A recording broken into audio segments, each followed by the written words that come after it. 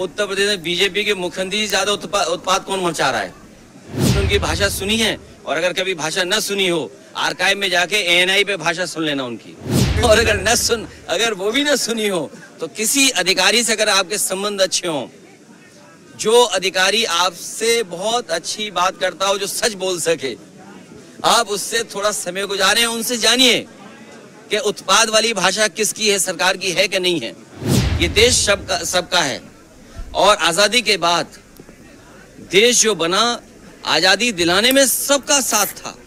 कोई ये कह सकता है कि आजादी दिलाने में किसका साथ नहीं था? हिंदू मुसलमान मिलकर के, सिख भाई मिलकर के लड़े हैं और तब देश आजाद हुआ है। क्या देश की आजादी में मुस्लिम लोगों की जानें नहीं गईं? उनके लोग क्रांतिकारी नहीं थे? जो हमें संविधान कहता है, वी द पीपल, हमें सब लोगों को बराबर समझना पड़ेगा, चाहे कोई विचारधारा हो। कल आपको रोका गया था, आज अलग से इंतजाम किए गए हैं, क्या वजह, भेदभाव क्यों है दो नेताओं के बीच में? हर वर्ष की तरह इस लोहिया पार्क में हम लोग डॉक्टर राम मनोहर लोहिया जी को याद करते हैं,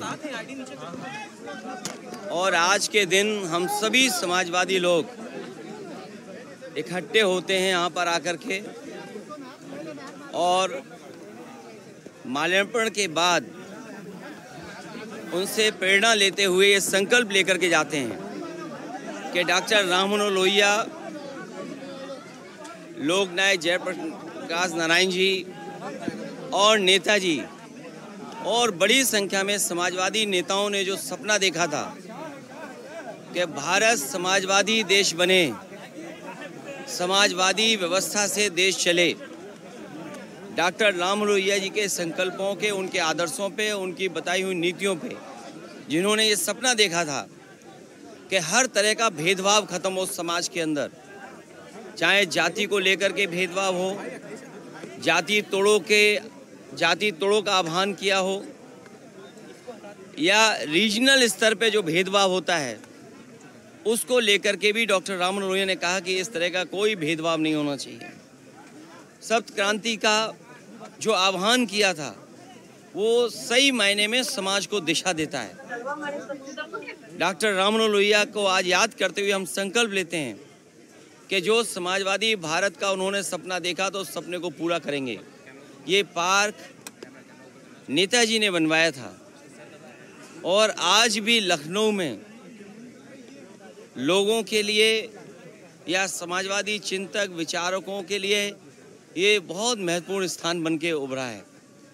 इस स्थान पर सुबह से लेकर के शाम तक इस पार्क में लोग आते हैं, और जब डॉक्टर राम मनोहर लोहिया के प्रतिमा के पास आते होंगे, ज़रूर उनसे प्रेरणा लेकर के जाते होंगे। और आज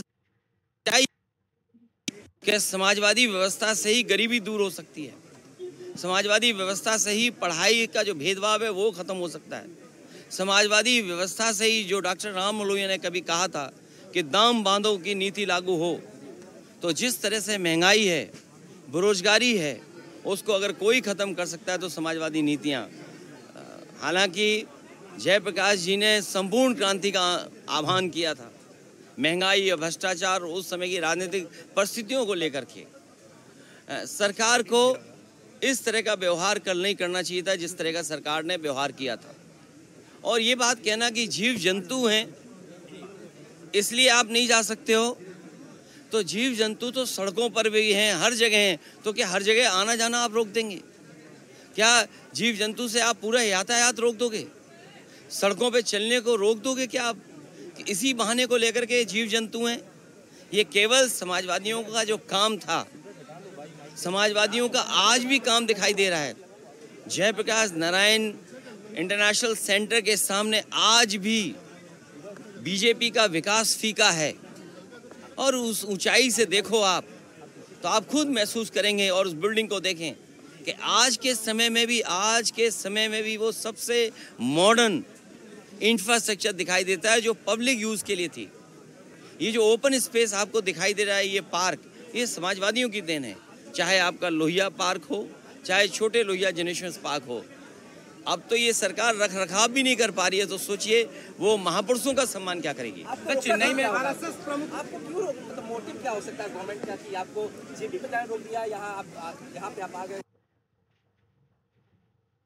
वो जीव जंतु की बात है तो जीव जंतु यहाँ ज्यादा होंगे, क्योंकि यहाँ हरियाली है, पार्क है, पेड़ पौधे हैं, हो सकता है जीव जंतु यहाँ हो।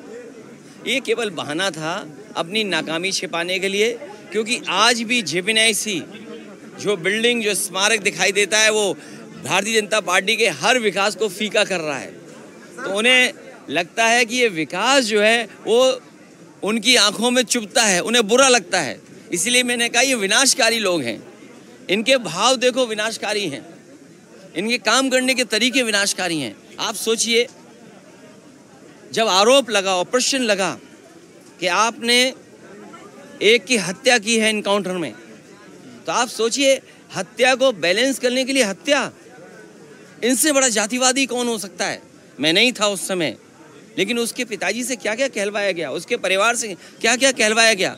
मुझे ठंडक नहीं मिली है, ठंडक मिली होगी तो इस प्रदेश के मुख्यमंत्री जी को ठंडक मिली होगी कि एक को मार करके दूसरे को मार करके बैलेंस करने की जो उन्होंने रणनीति अपनाई थी। ये तमाम वो चीज़ें हैं जो समाजवादी लोग कभी सोच भी नहीं सकते। किसी के साथ व्यवहार ऐसा समाजवादी लोग नहीं कर सकते। उस रिपोर्ट के हवाले से कहा है कि सभी स्टेट, सभी यूनियन टेरिटरीज में मदरसा बोर्ड बंद करना चाहिए और मदरसों की स्टेट फंडिंग रोक देनी चाहिए। देखिए, ये भेदभाव का देश सबका है, सबका देश है। संविधान, लोकतंत्र और खास संविधान हमें अधिकार देता है।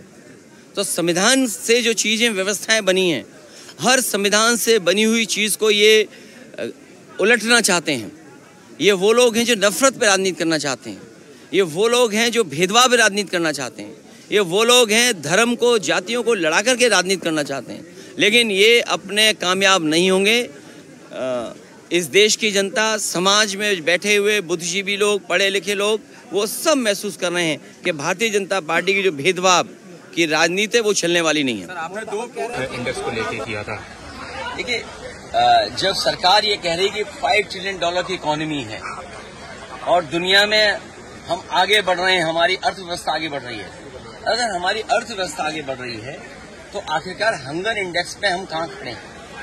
105वां स्थान, मतलब सबसे बुरा अगर स्थान किसी का तो भारत का है। और वहीं दूसरी तरफ अगर अर्थव्यवस्था बेहतर है तो आखिरकार आपका रुपया डॉलर के मुकाबले क्यों नीचे जा रहा है? तो ये तो तमाम वो सवाल हैं जो सरकार को जवाब देना चाहिए। इनका भ्रष्टाचार, इनके महंगाई न रोकने की, और जो इन्वेस्टमेंट में जो सपने दिखाते हैं कि इन्वेस्टमेंट आएगा, ये तमाम वो नाकामी है जिसकी वजह से हंगर इंडेक्स में हम यहाँ पहुंच रहे हैं और हमारा रुपया भी लगातार नीचे जाता रहा है।